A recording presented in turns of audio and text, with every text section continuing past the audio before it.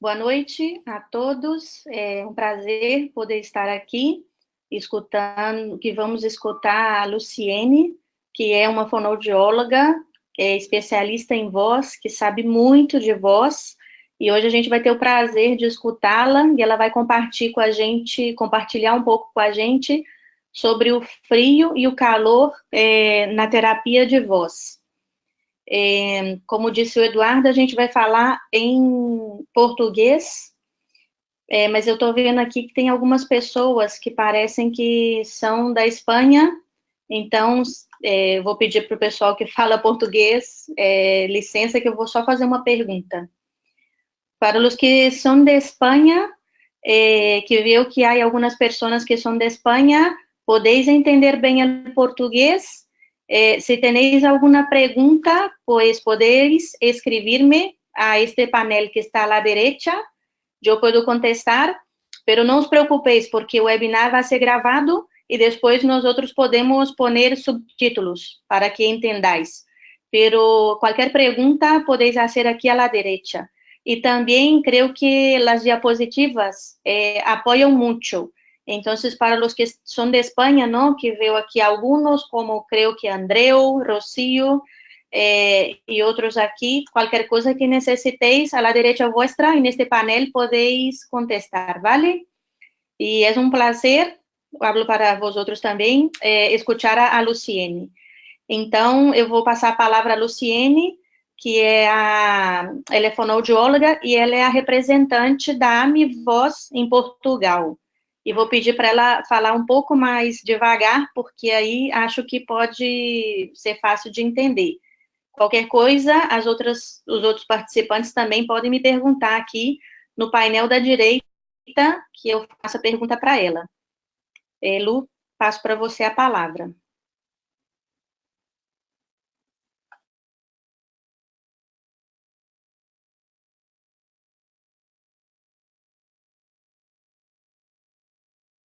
Luciene, já Já? Tá me tens, ouvindo? já, agora sim. Ok, perfeito. Ok. Boa noite a todos. Então, estão me ouvindo bem, não é? Bom, Perfeito. eu vou tentar falar devagar, então, para que as pessoas que falam espanhol possam me entender. E eu acredito que no final vai dar tudo certo. Vamos conseguir fazer a nossa comunicação. Então, mais uma vez, muito obrigada. Estou muito feliz de estar aqui mais uma vez falando para vocês. No mês de dezembro, nós fizemos uma introdução à termoterapia na voz e hoje nós vamos detalhar um pouquinho mais, vamos falar só de termoterapia voltada para a voz e estou muito feliz, é um prazer mais uma vez falar com vocês. Então, ao longo da minha fala, se vocês quiserem fazer alguma pergunta, como já foi dito, é só colocar aí fazer a pergunta no painel que vocês estão vendo à direita. Então, não, eu vou ter que relembrar um pouquinho, só um momento. Antes de relembrar, deixa eu mostrar aqui para vocês nos conhecerem. Nós somos da Amivoz, da Associação Internacional dos Amigos da Voz. A Janaína Mendes está na Espanha, ela é a idealizadora do Amivoz, ela representa a Espanha, e eu sou a Luciene, a do meio, estou representando a Amivoz em Portugal, e a Júlia Macedo, que também é fonoaudióloga, especialista em voz, representa a Amivoz no Brasil. E qual que é o objetivo da Amivoz? É a gente reunir muitas pessoas que gostam deste assunto, da área da voz, e que a gente possa aumentar nossa comunidade e falar mais sobre esse assunto. Principalmente, pessoal, assuntos novos, porque a termoterapia não é uma novidade na fisioterapia, não é uma novidade para a medicina do esporte, mas é uma novidade para a clínica da voz. Então, esse é o objetivo. Depois, se vocês quiserem, no final nós vamos passar os nossos contatos, as nossas redes sociais, para que a gente possa trocar mais informações relacionadas a vários assuntos da voz e também ficar sabendo de cursos que nós daremos mais para frente, enfim, tá bom? Então, para quem estiver interessado, curta a nossa página lá no Facebook para vocês ficarem ligados às nossas nossos próximos eventos relacionados à voz. Sejam bem-vindos, todos que gostam da voz. Então, antes de entrar na voz propriamente dita, eu preciso relembrar alguns conceitos aqui que nós fizemos... Só um momento. Eu preciso relembrar alguns conceitos aqui quando nós falamos no webinar de dezembro, não sei se tem alguém na sala que participou, então eu vou retomar aqui. Então, o que é a termoterapia? É a aplicação de agentes térmicos, frios ou quentes, com finalidades terapêuticas. Nada mais é que uma forma de fazer terapia mudando a temperatura corporal, ou adicionando calor ou subtraindo calor. Então, por isso que nós temos aqui a hipertermoterapia, que é a adição de calor, e a hipotermoterapia, que é mais conhecida como crioterapia. Com certeza vocês já devem ter visto esse nome, crioterapia, que é tão usado em atletas, jogadores de futebol, vários atletas depois de um treino, depois de um jogo exaustivo, eles fazem esse trabalho de crioterapia, entram naquelas piscinas, naquelas banheiras com gelo. Então, é a mesma coisa, nós estamos falando exatamente do mesmo assunto. Vamos passar para frente aqui. Então, para a gente relembrar, nós temos aí algumas características da hipertermoterapia. E eu quero falar para vocês, não precisa memorizar, não tem como a gente memorizar tudo, mas vamos seguindo aqui o raciocínio, vocês vão ver que faz muito sentido a gente pensar assim. Claro que a aplicação do calor vai elevar a temperatura do corpo, vai aumentar a atividade enzimática, estou falando mesmo a nível celular, vai acontecer um aumento do fluxo sanguíneo. Por que é importante no calor? Por que no calor aumenta o fluxo sanguíneo? É importantíssimo para a cura e a cicatrização do tecido. Então, se nós tivermos alguma lesão nesse tecido, seja vocal ou corporal, é importante que nós tenhamos este aumento do fluxo sanguíneo, que nada mais é do que a vasodilatação. Nós temos também, com a aplicação do calor, o relaxamento muscular, o relaxamento dessa musculatura. Quem nunca chegou em casa estressado, cansado, vou tomar um banho quente para relaxar?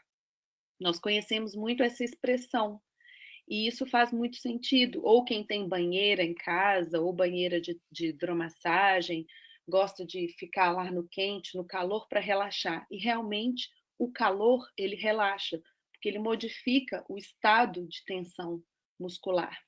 Então, isso também acontece na voz. Além disso, o calor ele também aumenta a extensibilidade do tecido colágeno. Vamos pensar aqui, por exemplo, uma pessoa que tenha problema nos ombros e tem alguma limitação de movimento, né? Uma tendinite, por exemplo, para quem sente dores nos ombros. E se ele faz uma aplicação de calor, provavelmente ele vai conseguir alongar mais essa musculatura, vai conseguir aumentar a amplitude dessa musculatura. É o que está falando aí. É um maior alongamento com menor resistência. Então, isso também pode acontecer na prega vocal, que também é músculo. Aumenta a extensibilidade do tecido da prega vocal, do músculo. Diminuição da rigidez. Claro, é o contrário de relaxamento. Então, se o calor relaxa a musculatura, automaticamente ele está diminuindo essa rigidez também da musculatura. O alívio da dor também pode acontecer com a aplicação do calor, a diminuição do espasmo muscular e também ajuda na resolução da inflamação e do edema e aumenta o metabolismo celular. São algumas características de quando a gente aplica o calor. Agora nós vamos falar um pouquinho das características da crioterapia, que não necessariamente vai ser o oposto da hipertermoterapia. Vocês vão ver que algumas características são similares e outras opostas. Então, se a gente aplica o gelo, o frio, em algum tecido muscular, nós temos o efeito analgésico.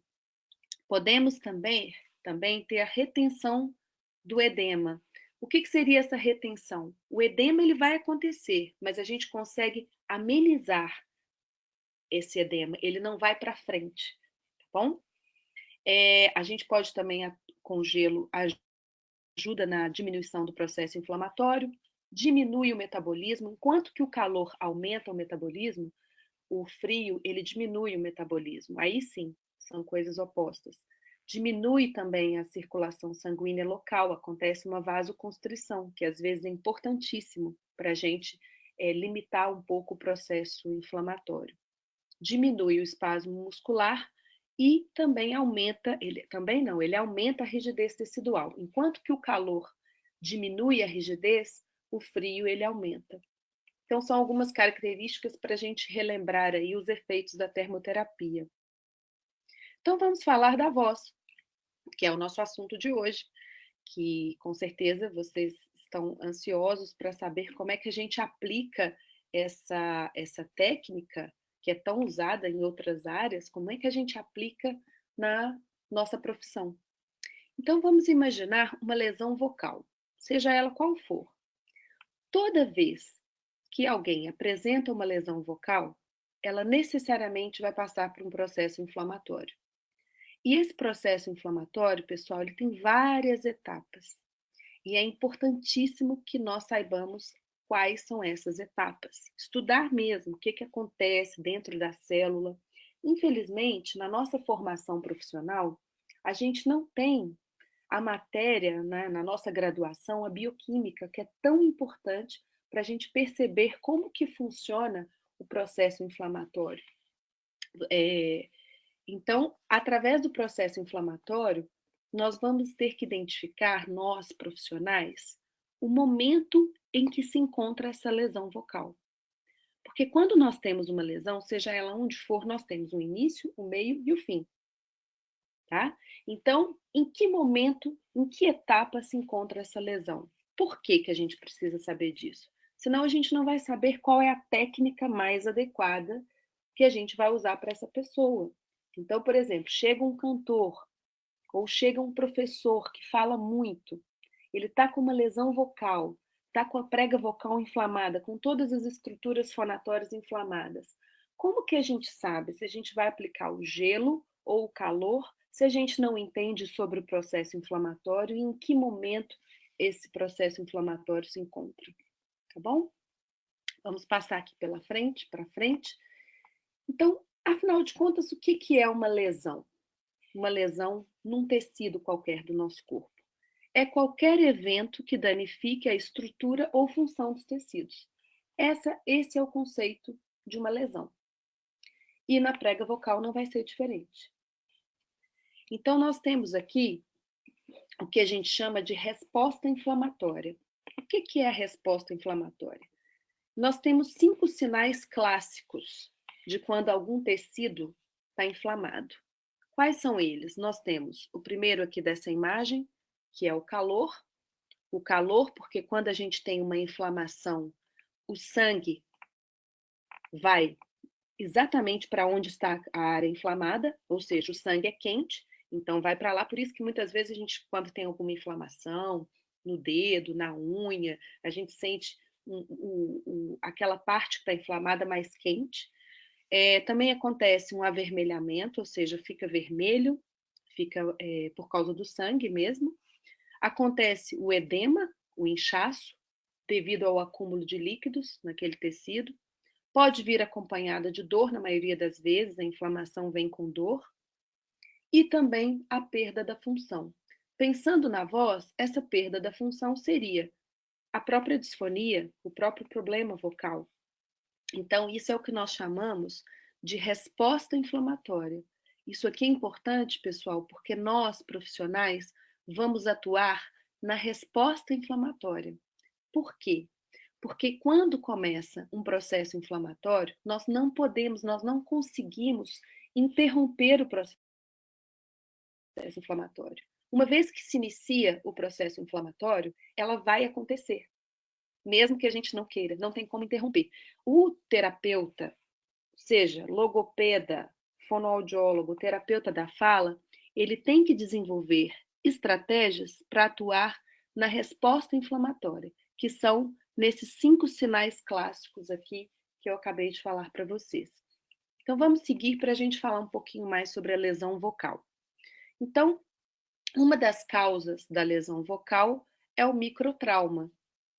Então, devido ao uso excessivo, a um maior atrito. Então, isso acontece devido ao microtrauma. E o que é esse microtrauma? Ele vem de uma hiperfonação. E aqui eu coloquei para vocês, se vocês quiserem pesquisar depois mais na internet, essa pesquisa que foi feita pelo Gray e o Titze, eles fizeram uma pesquisa interessante sobre eles investigaram a prega vocal de cães e eles fizeram depois um estudo histológico do que acontece na prega vocal dos cães quando eles ficam muito tempo latindo ou ladrando. Então, eles descobriram que após 1 hora que os cães estavam lá latindo, 1 hora e meia, que já acontecia ali alguma alteração nas células. E que depois de 2 horas latindo, ou seja, com uso vocal, já acontecia morte celular. Então, eles chegaram à conclusão que a hiperfonação, ela causa microlesões vocais. Isso também, supostamente, acontece com nós, adultos, pessoas. Quando nós falamos muito, falamos durante muitas horas, ou cantamos muito tempo. Imagina um cantor que tem que ensaiar várias vezes na semana, tem muitos shows para fazer, tem uma atividade intensa, mesmo que a pessoa tenha técnica, se ela falar de 1 hora e meia, 2 horas ou mais, sempre vai ocorrer uma microlesão na prega vocal. Isso já é considerado o início do processo inflamatório, que nem sempre vai ser visto no exame do otorrino. Então, talvez nesse início aqui, se fizermos uma videolaringoscopia, nós não vamos conseguir ver muita coisa na prega vocal, mas muitas vezes as pessoas já apresentam alguma queixa, alguma alteração vocal, sem necessariamente ter uma alteração no exame da videolaringoscopia. Então, fiquem atentos. Nós estamos aqui falando hoje de hiperfonação, que são aquelas pessoas que têm uma demanda vocal muito grande, tá bom? Nós estamos considerando essas pessoas e elas já podem apresentar microlesões nas pregas vocais. Bom, então qual que é o objetivo da inflamação? Por que acontece a inflamação? A inflamação, ela serve para, o que ela vai fazer? Ela vai recrutar elementos do sistema imune para o local onde está acontecendo a lesão. Ou, uma outra forma de falar, é um sinal de alerta, que vai atrair para aquele local células, moléculas, para reparar ou recuperar o tecido. É como se fosse assim, tem algum tecido inflamado, o corpo faz um sinal de alerta e manda algumas células para aquele local para ajudar a reparar o tecido. Esse é o conceito clássico da inflamação. E como eu já disse para vocês no slide anterior, uma vez iniciado o processo de inflamatório, ele só vai terminar quando chegar na fase de cicatrização. Sempre assim. Vai ter o processo inflamatório, ele vai passar por uma série de modificações celulares até chegar à fase de cicatrização. Então, nós não podemos interromper o processo inflamatório, como eu já falei para vocês. Mas o nosso papel é atuar para minimizar as respostas inflamatórias. Quais são essas respostas? Dor, edema, rubor, calor e perda da função. Vamos então pensar na termoterapia. Então, quando que é que a gente aplica o gelo e quando que é que a gente aplica o calor? Então, eu vou fazer aqui algumas considerações para vocês sobre o gelo, para a gente entender mais um pouquinho sobre isso. Lembrando que, da mesma forma como o gelo é usado nos atletas, nós também vamos fazer um raciocínio igual para as pessoas que usam a voz profissionalmente.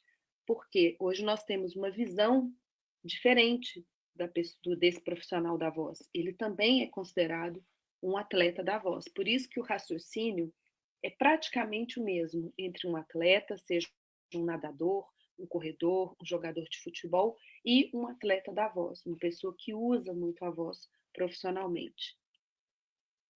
Então, o gelo, o que ele faz? Ele previne e minimiza prejuízos vocais após a hiperfonação, que eu já falei para vocês o que é, né, qual é o conceito de hiperfonação, o início do processo inflamatório pelas microlesões que já existem.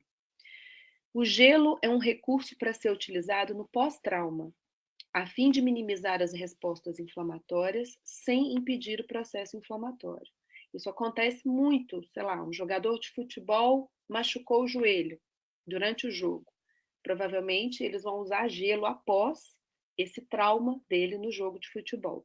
Neste caso, a crioterapia é mais indicada após a atividade vocal. Então, falando da voz, o gelo seria mais indicado após o uso extensivo da voz, tá bom? Fazendo uma comparação dos atletas, que nós já conhecemos, os jogadores, enfim, com o atleta da voz.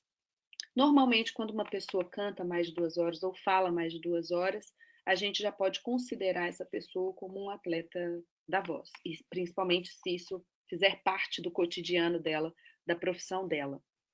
O tempo de aplicação do gelo também é importante. E na literatura, houve um consenso entre vários autores dizendo que de 20 a 30 minutos é o suficiente. Por quê? Se você colocar menos tempo de gelo, não vai fazer efeito nenhum no tecido. Não vai dar tempo de fazer as modificações teciduais necessárias.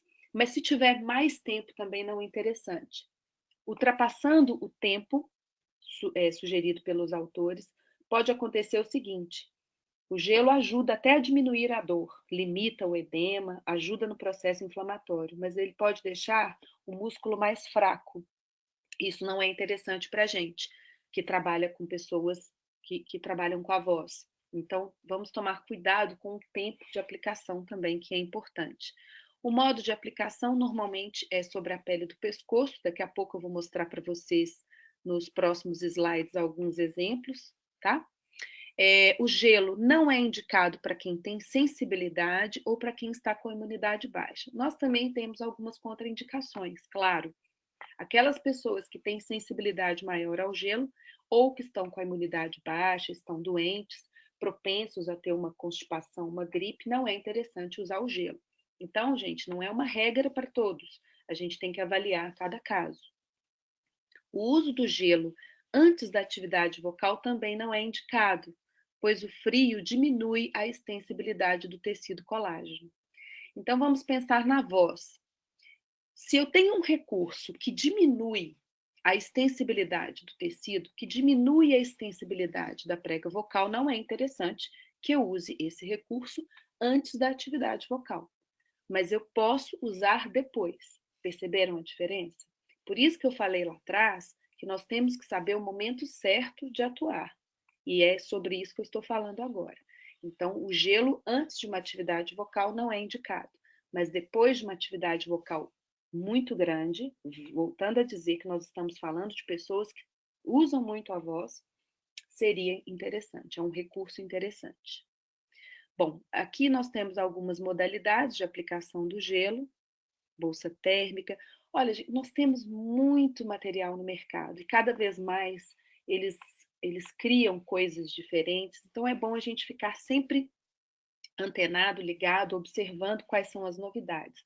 Não importa se vai usar a bolsa térmica, o saquinho de gelo normal, o que importa é o nosso raciocínio clínico, pensando na fisiologia do tecido, isso é que importa. O gelo, o que ele vai fazer? Ele vai retirar a temperatura do corpo. Então, existem várias possibilidades de fazer essa aplicação. Isso aqui são só algumas modalidades. Então, agora vamos falar do calor. Por que e quando usar o calor?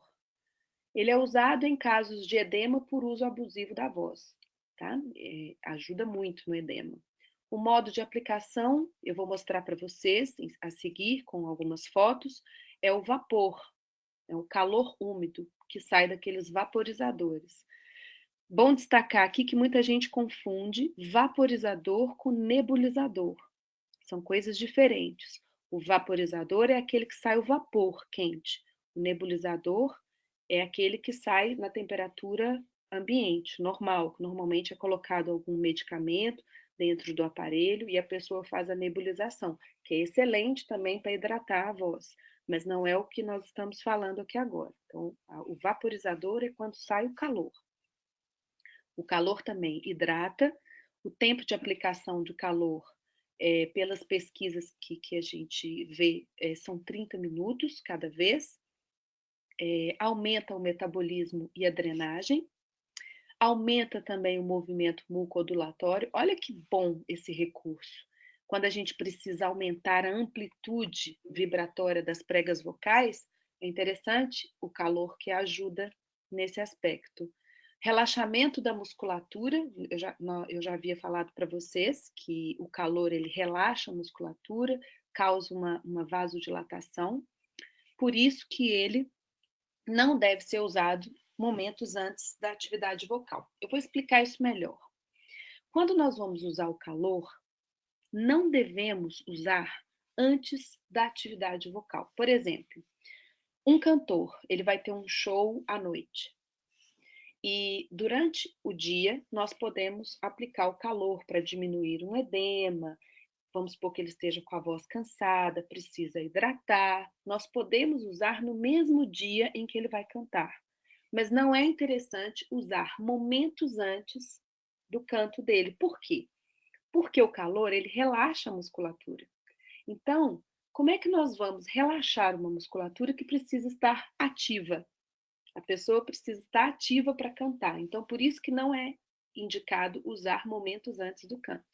Que fique isso bem claro. Nós podemos usar no mesmo dia, por exemplo, o cantor pode acordar bem cedo, fazer a hipertermoterapia, o vapor, não tem problema nenhum.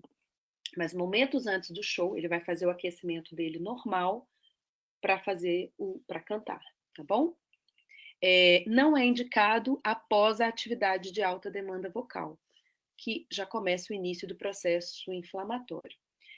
Bom, depois do show, depois de cantar muito, também não é interessante. Ou um professor, depois de dar muitas aulas, horas falando, não é interessante que ele use o calor, tá bom? Não é indicado. Nesse caso, seria o gelo, que eu já falei para vocês. Por quê?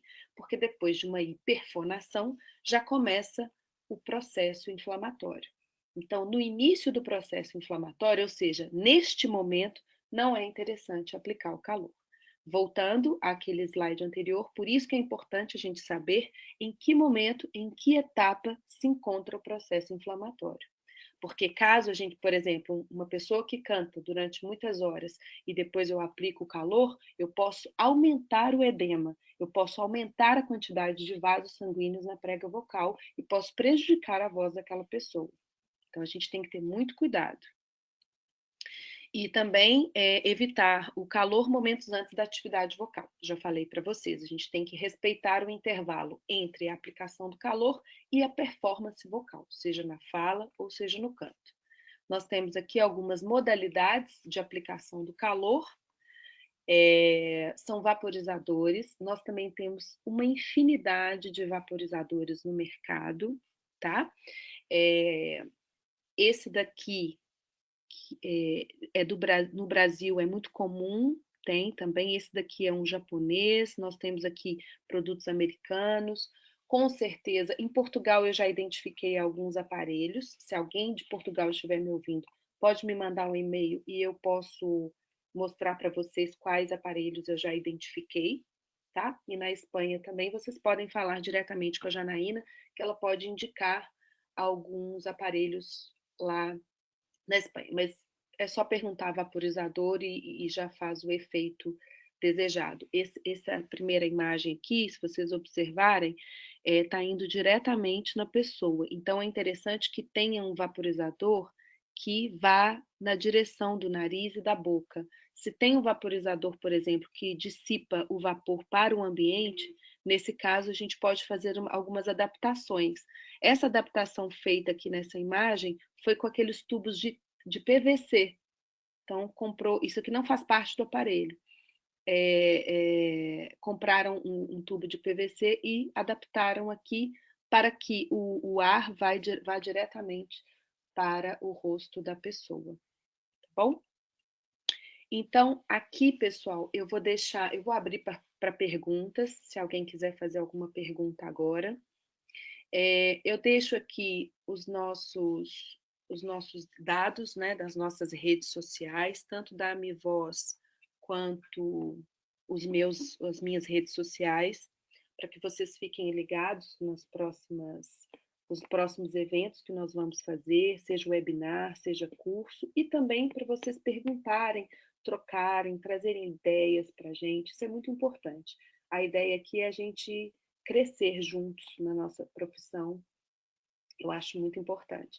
É um assunto novo, como eu disse para vocês, a termoterapia, para que a gente tenha mais publicações, para que a gente tenha mais sucesso na nossa terapia, a gente precisa aplicar essas coisas e estudar, isso tudo com muito fundamento. E eu volto a reforçar, nós temos uma escassa literatura falando sobre a termoterapia na voz, mas já existem vários profissionais fazendo, usando a termoterapia na voz, e nós temos tido resultados bastante positivos. Isso é interessante. É mais um recurso para a nossa profissão. Tá bom? Espero que vocês tenham gostado. Se tiverem qualquer dúvida, podem perguntar agora ou mandar também para o meu e-mail pessoal, que eu vou ter o maior prazer de responder. Espero que quem fala espanhol tenha me entendido bem. E, então, muito obrigada. Eduardo ou Janaína, eu vou abrir para vocês, caso tenha alguma pergunta. Lu, Sim. excelente a aula, aprendi muito, te parabenizo. E tenho uma pergunta. Sim. Durante a aplicação do calor ou do frio, pode fazer exercício vocal? Se pode fazer exercício vocal, depende. Depende. Por quê? Se as pregas vocais elas estiverem muito vermelhas, com muita hiperemia, não convém fazer exercício vocal junto com o calor. Porque assim, gente, nós podemos fazer o calor, foi uma boa pergunta. Nós podemos fazer, sim, a vaporização, o calor e associar com alguns exercícios. Exercícios vocais não quer dizer que eu estou aquecendo a voz, mas eu posso fazer. Mas se essa prega vocal estiver muito hiperemiada, estiver com muitos vasos dilatados, não é interessante que eu faça exercícios. Nesse caso, a gente faz só a vaporização durante 30 minutos, que ele já vai atuar muito bem na diminuição desse edema e já vai ajudar muito, já vai dar uma qualidade de voz muito melhor. Espero ter respondido. Tá ótimo. Sim, tem outra pergunta. Eu acho que você já respondeu. Pode aquecer a voz usando calor? Bom, o aquecimento vocal, ele, por si só, o conceito de aquecimento vocal é exatamente aumentar a temperatura do corpo, mas não com a vaporização. Porque, como eu falei para vocês, a vaporização, ela acaba causando, ela provoca um relaxamento muscular. Então, se a pessoa faz o aquecimento de voz, ou seja, minutos antes dela cantar, ela começa a fazer o vapor, não é interessante, porque ela vai estar com o tecido relaxado, com a prega vocal relaxada, sendo que naquele momento ela precisa do oposto. Ela precisa da prega vocal ativa para poder fazer, alcançar os agudos e tal. Então, por isso que não é recomendável fazer aquecimento vocal juntamente com a vaporização. Nesse caso, a gente pode fazer a vaporização momentos antes da performance, e antes da performance vocal, a pessoa vai fazer o aquecimento, sem a vaporização. Tá ótimo. Queria agradecer a Tereza e a Viviana pelas perguntas. E agora, para terminar, a Mônica pergunta para a gente se no caso de parésia da voz, né, parésia de corda vocal, o que é mais aconselhável, paresia, o que é mais aconselhável aplicar, frio ou calor? Depende. Primeiro a gente tem que avaliar como está essa prega vocal, tá? Porque assim, Se a pessoa tem uma inflamação, não adianta ela vir depois chegar no consultório depois que a inflamação já aconteceu e aplicar as coisas. A gente tem que avaliar em que momento se encontra. Se essa paralisia se tiver uma inflamação junto, a gente tem que saber se tiver no início da inflamação ou se tiver no final, é que a gente vai avaliar. Então depende muito.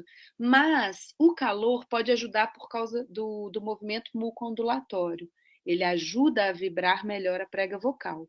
Pode aplicar o calor desde que não tenha a hiperemia, como eu disse. É porque ela perguntou de paralisia, mas a questão é, está inflamado ou não? É mais por isso. Mas eu não sei se eu respondi bem a pergunta, se foi isso que ela quis dizer. Com certeza. Eu creio que para saber o que eu vou aplicar, a gente deve pensar qual que é o objetivo que eu quero. Avaliar o que eu estou vendo, é o que a Luciene falou, como está essa prega vocal, e logo, o que eu quero obter. E aí eu vou pensar em que técnica eu vou usar, frio ou calor, ou qualquer outra técnica. Eu acho que o raciocínio é esse. Sim. Depende Falou que esclareceu, Lu. Tá, obrigada. Bom, queria muito agradecer outra vez a Luciene, foi excelente, e também a todos vocês que estão nos escutando, uma especial atenção àqueles que falam espanhol e estão escutando, super atentos aí todo o tempo. E também aproveito para falar que a gente tem uma série de cursos online, de webinar online, no próximo dia 13 de fevereiro, às 8 da tarde, horário de Espanha, nós vamos falar de tubos. E também, em julho, a gente tem um curso, que é uma sexta, sábado e domingo, viernes, sábado e domingo, que é o Ruta de la Voz, que é um curso que a gente vai fazer com novas tecnologias. Então, fiquem ligados nas nossas páginas, no nosso canal, para receber mais informações.